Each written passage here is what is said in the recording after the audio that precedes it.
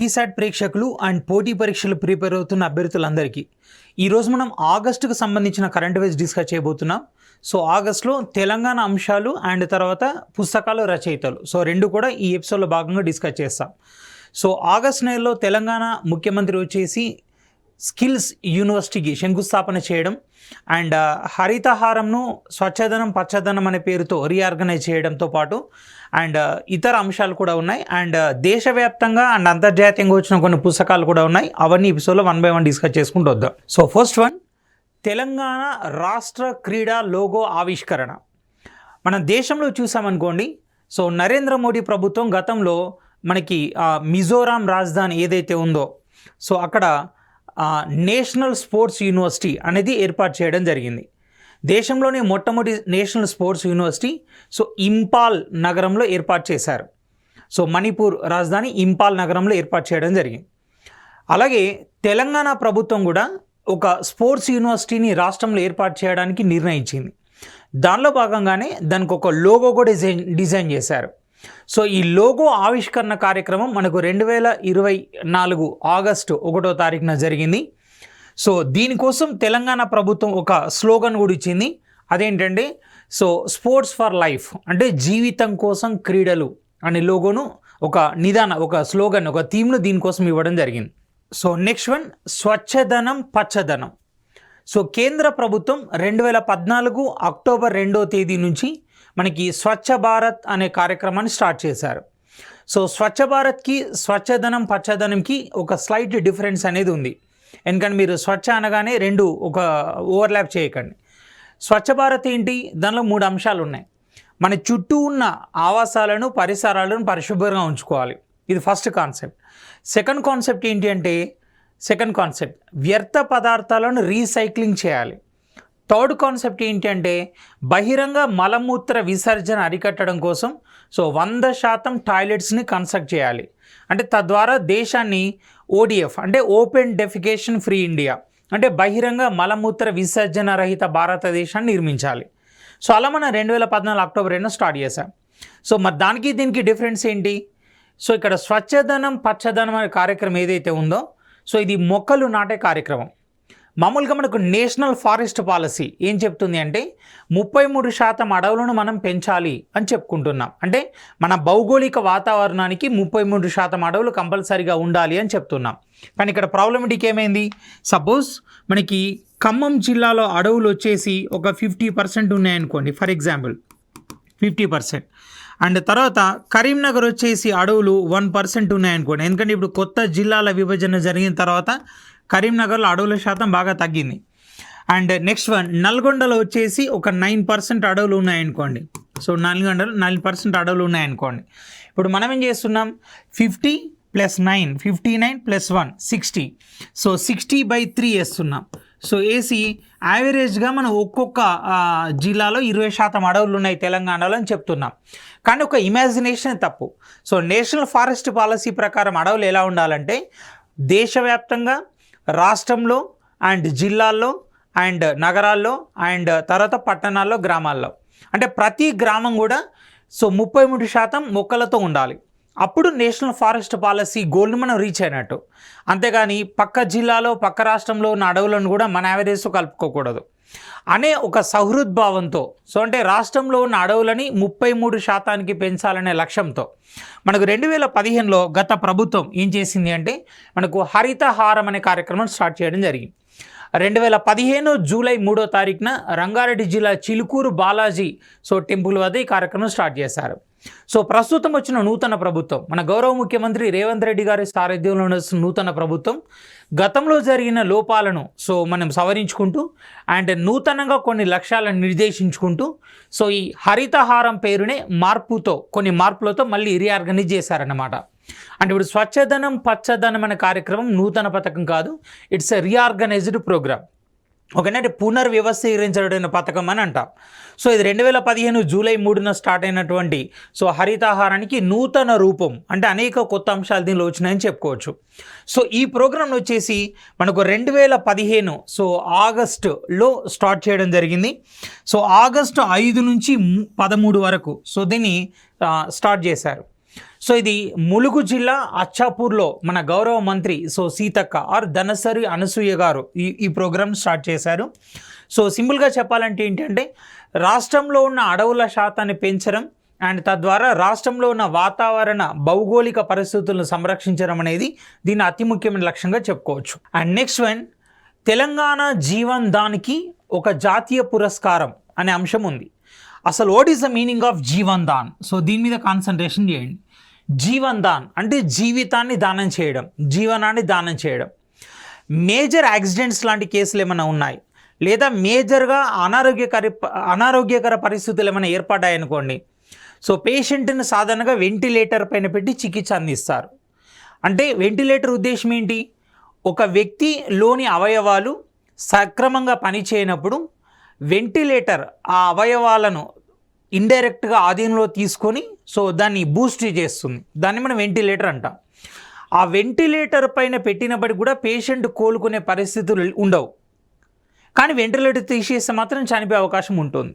So ఎలాగో patient చనిపోతాడు, ventilator తీస్తే ఇక మార్గం లేదు అనుకున్నప్పుడు ఆ పేషెంట్ యొక్క అవయవాలను తీసి ఇతరులకు కనుక అమర్చినట్టయితే సో వాళ్ళు ఒక అందమైన జీవితాన్ని గడిపే అవకాశం ఉంటుంది. ఓకేనా? సపోజ్ ఊపిరితిత్తులు అండ్ తర్వాత వచ్చేసి గుండె అండ్ తర్వాత కళ్ళు అండ్ చర్మం, సో ఇలాంటి అవయవాలు తిరిగి ఇతరులకు ఉపయోగించవచ్చు. ఒక మూత్రపిండాలు ఇలాంటివి ఉపయోగించవచ్చు. సపోజ్ ఒక కిడ్నీ ఫెయిల్యూర్ అయిన క్యాండిడేట్ డయాలసిస్ మీద ఆధారపడి బతుకుతున్నాడు అనుకోండి, ఆయన ఎవ్రీ 10 to 15 డేస్కి ఒకసారి డయాలసిస్ చేయాల్సిందే. సో ఈరోజు యాంటీబయాటిక్స్ అనేవి ఎక్కువగా ఉపయోగించడం వల్ల కిడ్నీ ఫెయిల్యూర్ పర్సంటేజ్ పెరిగిపోతుంది. సో ఎలాగో చనిపోతాడనుకున్న పేషెంట్ నుంచి 2 కిడ్నీలు కనుక మనం సేకరించామనుకోండి, అవి ఇద్దరు వేరు వ్యక్తులకు అమర్చవచ్చు. అంటే ఎలాగో చనిపోయే వ్యక్తి నుంచి తీసిన కిడ్నీలు 2 కొత్త వ్యక్తులకు జీవితాన్ని ఇస్తాయి. అలాగే ఊపిరితిత్తులు, కళ్ళు, గుండె, సో ఇలాంటి ఎన్నో అవయవాలు ఇతరులకు ఉపయోగంలోకి వస్తాయి. కానీ ప్రజలకు దీనిపైన అవగాహన లేకపోవడం అండ్ మత ఆచారాలు, అంటే చనిపోయిన వ్యక్తిని తప్పనిసరిగా ఖననం చేయాలి, లేకపోతే పూర్వజన్మ అనేది ఉండదు, సో పాపం తగులుతుంది, రకరకాలటువంటి ధార్మికపరమైన మూఢనమ్మకాలతో సో శవాలను సో తగలేస్తున్నారు, అంటే శవాలను అంత్యక్రియలు చేస్తున్నారు. దానికన్నా ముందు అవయవాలు తీసుకోవడం అనే దానికి అంగీకరించట్లేదు. అందుకనే తెలంగాణ ప్రభుత్వం ఏం చేసిందంటే జీవన్ దాన్ బోర్డు అనేది ఒకటి ఏర్పాటు చేసింది. ఇది ప్రభుత్వ ఆధ్వర్యంలో నడుస్తుంది. ఎవరైతే అవయవాలు కోల్పోయి ఆ అవయవాలు కావాలని కోరుకుంటున్నారో సో వాళ్ళు దీనిలో రిజిస్ట్రేషన్ చేసుకోవాలన్నమాట. సో ఈ అధికారులు ఏం చేస్తారు, రాష్ట్ర వ్యాప్తంగా ఎలాగో హాస్పిటల్స్ నుంచి వివరాలు సేకరిస్తారు. సో ఎలాగో చనిపోయే వ్యక్తి అని కన్ఫర్మ్ అయినప్పుడు వాళ్ళ కుటుంబ సభ్యులకు కౌన్సిలింగ్ ఇస్తారు. ఆ కౌన్సిలింగ్ ఇచ్చిన తర్వాత వాళ్ళ ఫ్యామిలీ మెంబర్స్ కనుక ఒప్పుకుంటే సో వాళ్ళ సంతకాలు ఇలాంటివన్నీ సేకరించి ఆ పేషెంట్ నుంచి అవయవాలు తీసి ఇతరులకు అమరుస్తారు. అంటే ఒక పేషెంట్ నుంచి తీసిన రకరకాల అవయవాలను సుమారు 10 మంది దాకా అమర్చవచ్చు. సో అలా తెలంగాణ ప్రభుత్వం గడిచిన సంవత్సరంలో 200 మంది సో రోగుల నుంచి తీసిన అవయవాలను ఇతర వ్యక్తులకు అమర్చి సుమారు 769 మందికి పునర్జన్మనిచ్చింది. సో అందుకే ఇలాంటి ప్రక్రియ దేశంలో ఏ రాష్ట్రం కూడా చేయలేదు. కాబట్టి సో తెలంగాణ ప్రభుత్వం నిర్వహిస్తున్న జీవన్ దాన్ బోర్డుకు జాతీయ అవార్డు అనేది కేంద్ర ప్రభుత్వం అందజేసింది. సో లాస్ట్ ఇయర్ వీళ్ళు 200 మంది నుంచి సేకరించిన అవయవాలను సో 729 మందికి అమర్చారు. అండ్ జీవన్ దాన్ బోర్డుకు సీఈఓగా పనిచేస్తున్నటువంటి ఇన్ఛార్జ్ స్వర్ణలత ఎవరైతే ఉన్నారో ఆమె కేంద్ర ప్రభుత్వం నుంచి అవార్డు స్వీకరించడం జరిగింది. And next one, Telangana skill university. ఈరోజు రాష్ట్రంలో దేశంలో మేజర్ సమస్య ఏంటంటే ల్యాక్ ఆఫ్ స్కిల్స్, అంటే నైపుణ్యాలు లేకపోవడం. సో ఫీజు రియంబర్స్మెంట్ పథకం వచ్చిన తర్వాత 2008 నుంచి మనకు ఫీజు రియంబర్స్మెంట్ పథకాలు నడుస్తున్నాయి కదా. ఎప్పుడైతే ఫీజు రియంబర్స్మెంట్ పథకం వచ్చిందో డిగ్రీ పోస్ట్ గ్రాడ్యుయేషన్ చదివిన వాళ్ళు చాలామంది ఉన్నారు. సో ఫర్ ఎగ్జాంపుల్ ఈ ఆగస్టు నెలలోనే ఉత్తరప్రదేశ్ ప్రభుత్వం సో మనకి మున్సిపల్ వర్కర్స్ ఎవరైతే ఉన్నారో ఈ స్కావెంజర్స్, సో రోడ్లు ఊడ్చే వాళ్ళు, డ్రైనేజ్ క్లీన్ చేసే వాళ్ళ పోస్టుల కోసం 15,000 రూపాయల నెలకు వేతనం ఇస్తాం, సో దీనికోసం మీరు అప్లికేషన్స్ పెట్టుకోండి అంటే సో జస్ట్ ఒక 10 నుంచి 15,000 పోస్టుల కోసం 2 నుంచి 3 లక్షల అప్లికేషన్స్ వచ్చినాయి. దానిలో డిగ్రీ, పీజీ అండ్ పిహెచ్డీ చేసిన క్యాండిడేట్స్ కూడా ఉన్నారు. దీనికి కారణం ఏంటి? హై క్వాలిఫైడ్ పర్సన్సే, వాళ్ళ స్కిల్స్ లేకపోవడం, సో నైపుణ్యాలు లేకపోవడం. స్కిల్స్ అంటే ఏమేమి వస్తాయి? టెక్నికల్ స్కిల్స్ మాత్రమే కాదు, లాంగ్వేజ్ స్కిల్స్, లాంగ్వేజ్ స్కిల్స్ లేకపోవడం, టెక్నికల్ స్కిల్స్ లేకపోవడం, మేనేజ్మెంట్ స్కిల్స్ లేకపోవడం, ఇవన్నీ ఒక పెద్ద సమస్య. అందుకే కేంద్ర ప్రభుత్వం దేశవ్యాప్తంగా 2015లో స్కిల్ ఇండియా మిషన్ అనే దాన్ని స్టార్ట్ చేసింది. అంటే గ్రామీణ ప్రాంతాలు, ఇతర ప్రాంతాల్లో ఉన్న పాఠశాలల నుంచే విద్యార్థులకి పంచి స్కిల్స్ నేర్పించుకుంటూ రావాలి. దాన్ని విరాట్ కోహ్లీ, సచిన్ టెండూల్కర్ అండ్ తర్వాత వచ్చేసి అనుష్క శర్మ ఇలాంటి వాళ్ళందరూ బ్రాండ్ అంబాసిడర్స్గా పనిచేస్తున్నారు. ఇక రాష్ట్ర ప్రభుత్వమే చొరవ తీసుకొని సో ఒక స్కిల్ యూనివర్సిటీని ఏర్పాటు చేయడం అనేది సో తెలంగాణలో జరుగుతుంది. సో దీనికోసం మనకి 57 ఎకరాలలో 100 కోట్ల వ్యయంతో సో నిర్మించాలని ప్రభుత్వం తలపెట్టింది. సో దీనికోసం ఆల్రెడీ శంకుస్థాపన కూడా చేశారు. The honourable chief minister of Telangana Revanth Reddy laid a foundation stone for so Telangana skill university so at Mir Khanpet in Rangareddy district. మనకు రంగారెడ్డి జిల్లా మీర్ ఖాన్పేట్ ఏదైతే ఉందో సో ఈ ప్రాంతంలో దీనికి శంకుస్థాపన చేశారు. సో వచ్చే సంవత్సరం నుంచి ఇది అందుబాటులోకి రాబోతుంది. సో రాష్ట్ర వ్యాప్తంగా ఉన్నటువంటి స్కిల్ యూనివర్సిటీ ఆధ్వర్యంలో అనేక జిల్లాల్లో కూడా మళ్ళీ స్కిల్ కాలేజెస్ ఏర్పాటు చేయడం కోసం ప్రభుత్వం నిర్ణయించింది. దీనికి చైర్మన్గా మనకి మహేంద్ర గ్రూప్ చైర్మన్ ఆనంద్ మహేంద్ర దీనికి చైర్మన్గా ఉండడానికి అంగీకరించారు.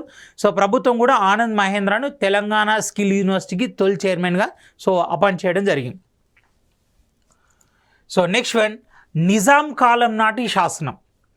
నిజాం రాజులు పాలించినటువంటి కాలంలో వేసినటువంటి ఒక శాసనం ఇన్స్క్రిప్ట్ ఏదైతే ఉందో సో రీసెంట్గా తెలంగాణ చరిత్ర పరిశోధకుల బృందం గుర్తించడం జరిగింది. సో సిద్దిపేట జిల్లా, ఓకే, సో సిద్దిపేట జిల్లా కోహెడ మండలం అండ్ సంగారెడ్డిపల్లె ఏదైతే విలేజ్ ఉందో సో అక్కడ చెరువు, ఆ చెరువు పైన ఒక పోచమ్మ గుడి. మామూలుగా మన గ్రామాల్లో గ్రామ దేవతల గుళ్ళని చెరువు కట్టల పైన ఉంటాయి, ఓకేనా, పోచమ్మ గుళ్ళు ఇట్లాంటివి. సో ఆ పోచమ్మ గుడి దగ్గర నిజాం కాలం నాటి శాసనాన్ని తెలంగాణ పరిశోధకులు గుర్తించారు. సో ఇక్కడ మత్తడి పోచమ్మ అంటే మామూలుగా తెలంగాణలో ఉన్న ప్రత్యేకత ఏంటంటే గొలుసు కట్టు చెరువులు ఉంటాయి. ఇది కాకతీయుల కాలం నుంచి అభివృద్ధి చెందిన చెరువులు. అంటే ఒక పైన చెరువు, మళ్ళీ దానిలో ఓవర్ఫ్లో అయిన వాటర్ను ఒడిచిపట్టడానికి కింద ఒక చెరువు. ఎందుకంటే తెలంగాణలో ఏపీకి తెలంగాణకు ఉన్న మేజర్ డిఫరెన్స్ ఏంటి అంటే సో ఇప్పుడు గోదావరి నది ఉంది. గోదావరి మహారాష్ట్రలో పారుతుంది, తెలంగాణలో పారుతుంది, ఏపీలో పారుతుంది. అత్యధిక దూరం తెలంగాణలోనే పారుతుంది, కానీ తెలంగాణలో మాత్రం నీళ్ళు లేవు. ఎందుకంటే మన దగ్గర నది కిందికి ఉంటుంది, భూభాగం పైకి ఉంటుంది. సో అందుకే మన దగ్గర నీటిపారుదల ప్రాజెక్టులన్నీ కూడా ఎత్తిపోతల పథకాలు అన్నమాట. అంటే కింద ఉన్న నీళ్ళని తీసి పైకి లిఫ్ట్ చేయాలి. అది మీరు ఏపీకి వచ్చేటప్పటికి సో నది భూభాగం రెండు ప్యారలల్గా ఉంటాయి. అక్కడ జస్ట్ కాలువల ద్వారా నీళ్లు పారించుకుంటూ పోవచ్చు. సో అందుకని తెలంగాణలో మనకు లిఫ్ట్ ఇరిగేషన్ ప్రాజెక్ట్స్ వచ్చినాయి. సో ఈ చెరువుల దగ్గర ఎక్కడైతే ఓవర్ఫ్లో అయిన నీళ్లు బయటికి వెళ్ళడం కోసం ఒక మత్తడి కడతారనమాట. సో అక్కడ ఉన్న ఈ మత్తడి పోచమ్మ గుడి దగ్గర ఈ శాసనం నిర్మించారు. సో ఈ శాసనం ఏం చెప్తుంది అంటే ఆ పరిపాలన కాలం నాటి నీటి పారుదల ప్రాజెక్టుల వివరాలను చెప్తుందన్నమాట. ఓకే, అంటే ఆ చెరువు ఎంత భూభాగంలో నిర్మించారు అండ్ ఆ చెరువుకున్న ప్రత్యేకత ఏంటి, అండ్ ఈ చెరువు కాకుండా ఇతర చెరువుల ప్రత్యేకతలో దీనిలో డిస్కస్ చేయడం జరిగింది. సో అండ్ నౌ ఇదే ఎపిసోడ్లో భాగంగా మనం బుక్స్ అండ్ ఆథర్స్, పుస్తకాలు రచయితల గురించి డిస్కస్ చేద్దాం. సో మనం బుక్స్ అండ్ ఆథర్స్ గురించి డిస్కస్ చేసే ముందు ఒక ఇంపార్టెంట్ ఇష్యూ ఏంటంటే సో పుస్తకాలు రచయితలు అనేది ఇది ఓల్డ్ టాపిక్ అన్నమాట, న్యూ ట్రెండ్ ఏం కాదు. అంటే టాపిక్లో కొత్తదనం ఉండదు, అడిగే విధానంలో కొత్తదనం ఉంటుంది. సాధారణంగా అభ్యర్థులందరూ ఏమనుకుంటారు, సో పుస్తకాలు రచయితలు అనగానే మనం ప్రతి బుక్ పేరేంటి, సో అది ఎవరు రాశారు అని చదవాలనుకుంటాం. కానీ ఇది దేశవ్యాప్తంగా జాతీయ స్థాయిలో ఉన్న పుస్తకాలకి ఈ స్ట్రాటజీ సరిపోతుంది. కానీ సో ఆ పుస్తకం ఎవరి గురించి డిస్కస్ చేసింది అని అడిగిన సందర్భాలు కూడా ఉన్నాయి. ఫర్ ఎగ్జాంపుల్ తెలంగాణలో 2016లో గ్రూప్ 2 ఎగ్జామ్ జరిగింది. సో దానిలో ఒక అడిగాడు, కబాలి సినిమా తొలి సన్నివేశం మై ఫాదర్ బాలయ్య అనే పుస్తకంతో ప్రారంభమవుతుంది. సో ఆ సినిమా స్టార్ట్ కాగానే మీకు రజనీకాంత్ జైల్లో పడుకొని బుక్ చదువుతుంటాడు, ఆ బుక్ పేరు మై ఫాదర్ బాలయ్య. ఆ పుస్తకం ఎవరి గురించి వివరించడం జరిగింది అని అన్నాడు. అలాగే సో 2017లో ఏపీ గ్రూప్ 2 అండ్ తర్వాత వచ్చేసి తెలంగాణ గ్రూప్ 2 2016 నవంబర్లో రెండిట్లో ఏమన్నాడు, సో మనకు హాఫ్ లయన్ అనే పుస్తకం ఎవరి జీవితం గురించి వివరిస్తుంది అని అడిగాడు. మనకు హాఫ్ లయన్ అనే పుస్తకాన్ని ఆక్స్ఫర్డ్ యూనివర్సిటీలో స్కాలర్గా పనిచేస్తున్నటువంటి వినయ్ సీతాపతి రాశాడు. సో ఆ బుక్ మాజీ ప్రధాని అండ్ దక్షిణ భారతదేశం నుంచి తొలి ప్రధానిగా పనిచేసిన వ్యక్తి, సో తెలంగాణ నుంచి తొలి ముఖ్యమంత్రి ఉమ్మడి ఏపీకి పనిచేసినటువంటి పివి నరసింహారావు గారి జీవితం గురించి వివరిస్తుంది. అండ్ ఇక్కడ ఈ 2-3 క్వశ్చన్స్ బట్టి చెప్పొచ్చేది ఏంటంటే సో పుస్తకం ఆథర్ అనేది మనకి ఎంత ఇంపార్టెంటో ఆ పుస్తకం అనేది ఎవరి గురించి వివరిస్తుంది అనేది కూడా కొన్నిసార్లు ఇంపార్టెంట్. అయితే ఇది అన్ని పుస్తకాలు అనువర్తింపజేయలేం, బట్ ఇండియన్ సినారియోకి వచ్చేసి కొన్ని సామాజిక అంశాలను వివరించే పుస్తకాలకు మాత్రం ఈ కోణంలో చూడాలి. అలానే ప్రతిదాన్ని ఈ పుస్తకం ఎవరి గురించి వివరిస్తుందని చెప్పడం కష్టం. ఓకే, సో ఈ సిరీస్లో భాగంగా మనకు ఫస్ట్ పుస్తకం, ఇవన్నీ కూడా 2024 ఆగస్టుకు సంబంధించిన పుస్తకాలు మాత్రమే. సో దానిలో ఫస్ట్ బుక్ ఏంటంటే so breaking racks and barriers. So breaking racks and barriers అంటే ఏంటంటే అడ్డంకులు అన్నమాట. సో దీన్ని సుదీప్తా సేన్ గుప్తా అనే రైటర్ రాయడం జరిగింది. Next one, India at the rate 100. So A vision for India's economic future. ఓకేనా, సో దీన్ని కేంద్ర మంత్రి పీయూష్ గోయల్ గారు సో ఈ బుక్ రిలీజ్ చేశారు. సో అండ్ ఇది అసోచామ్ అంటే ఏంటంటే మనకి association of chamber of commerce అని అంటాం, అదొక ట్రేడ్ ఆర్గనైజేషన్ అన్నమాట. సో వాళ్ళ ఆధ్వర్యంలో జరిగిన సదస్సులో సో ఈ బుక్ రిలీజ్ చేశారు. ఈ బుక్ మెయిన్ కాన్సెప్ట్ ఏంటి అంటే మనకు భారతదేశం భవిష్యత్తులో 5 ట్రిలియన్ ఎకానమీ ఉన్న దేశంగా మారబోతుందని చెప్తున్నాం. అంటే మనకి 5 ట్రిలియన్స్ ఎకానమీ ఉన్న దేశంగా మనం మారబోతుంది, అంటే ఆర్థికంగా మనం పురోగమిస్తున్నాం. సో దానికి ఇంపార్టెంట్ సహాయపడుతున్న అంశాలు ఏంటి సో అనే కోణంలో ఈ బుక్ను వివరించడం జరిగింది.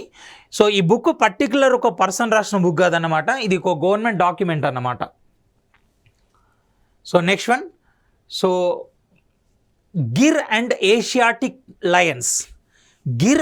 ఏషియాటిక్ లయన్స్ ఈ బుక్ను రాసింది ఎవరంటే సో పరిమల్ నాత్వానీ రాజ్యసభ సభ్యుడు. గిర్ అండ్ ఏషియాటిక్ లయన్స్ అనే బుక్ రాశాడు. ఏంటి గిర్? సో గిర్ అనేది ఒక స్పెషీస్ అన్నమాట లయన్స్లో.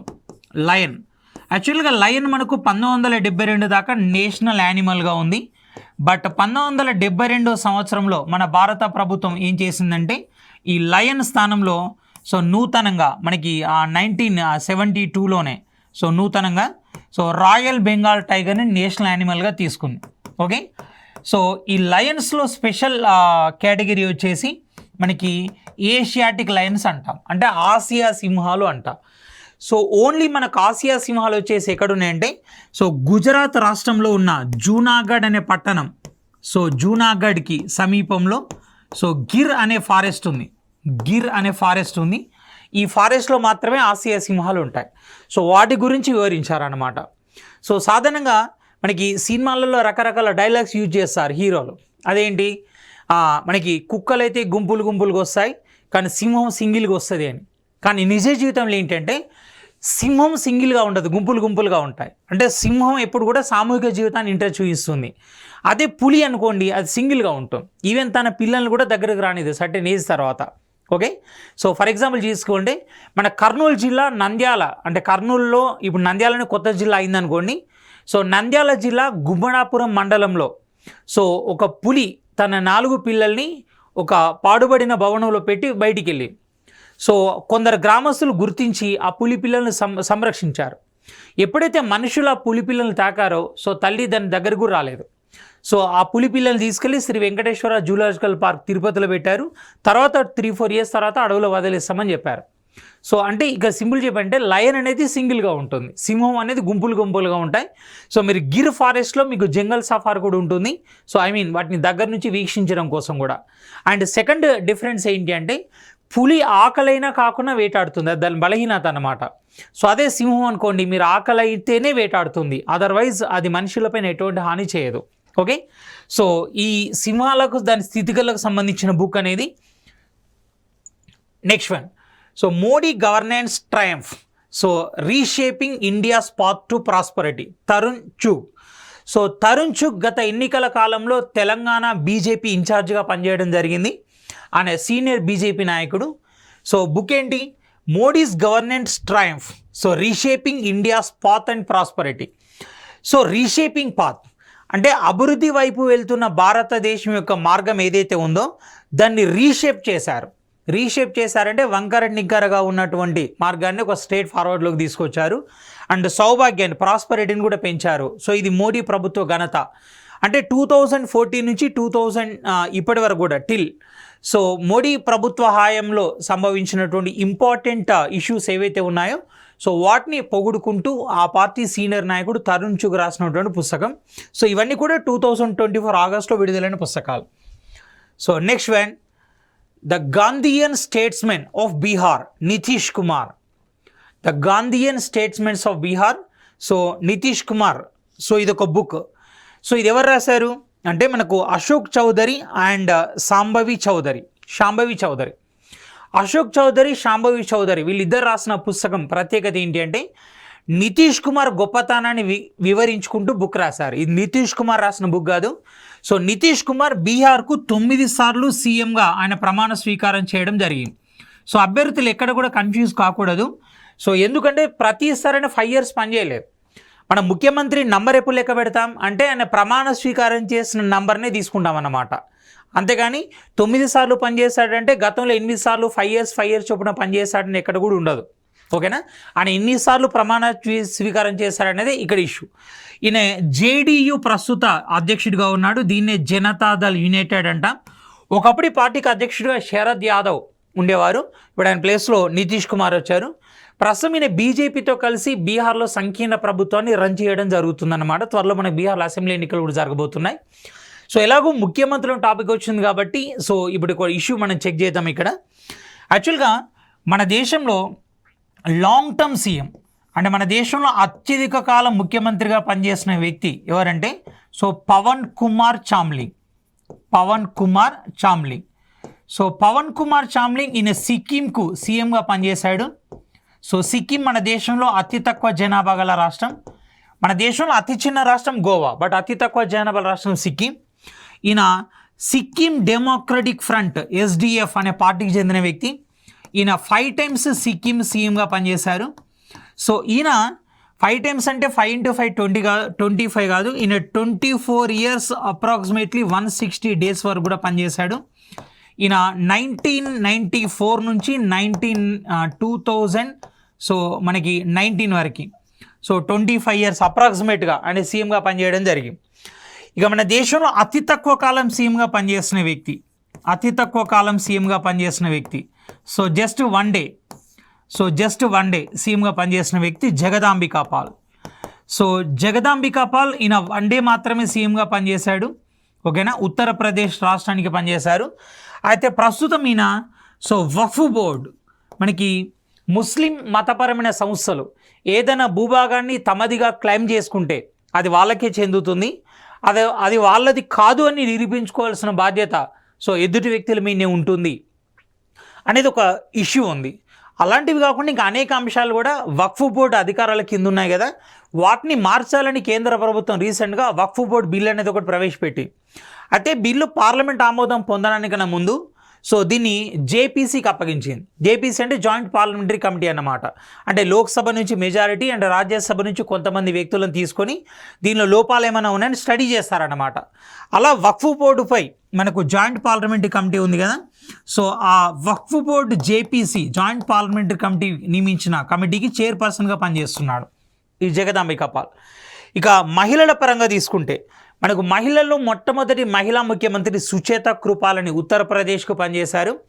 అండ్ లాస్ట్ వచ్చేసి మెహబూబా ముఫ్తీ జమ్మూ కాశ్మీర్కి పనిచేశారు. సో త్వరలో ఇప్పుడు మనకు ఆతిషి ప్రమాణ స్వీకారం చేయబోతున్నారు ఢిల్లీకి. ఓకేనా? సో ఆమె ప్రమాణ స్వీకారం చేసే ముందు రోజు వరకు మాత్రం మనకు మెహబూబా ముఫ్తీ జమ్మూ కాశ్మీర్ అనుకోవాలి. వీళ్ళలో అత్యధిక కాలం పనిచేసింది ఢిల్లీకి చెందిన షీలా దీక్షిత్ 15 సంవత్సరాలు. అండ్ అతి తక్కువ కాలం పనిచేసింది Janaki Ramachandran Tamil Nadu. Next one, the scientist entrepreneur empowering millions of women. So doctor Kalpana Shankar. So ఇవి 2024 ఆగస్టుకు సంబంధించిన తెలంగాణ అంశాలు అండ్ పుస్తకాలు రచయితలు. సో మరిన్ని అంశాలతో నెక్స్ట్ ఎపిసోడ్లో కలుద్దాం. Thank you. All the best.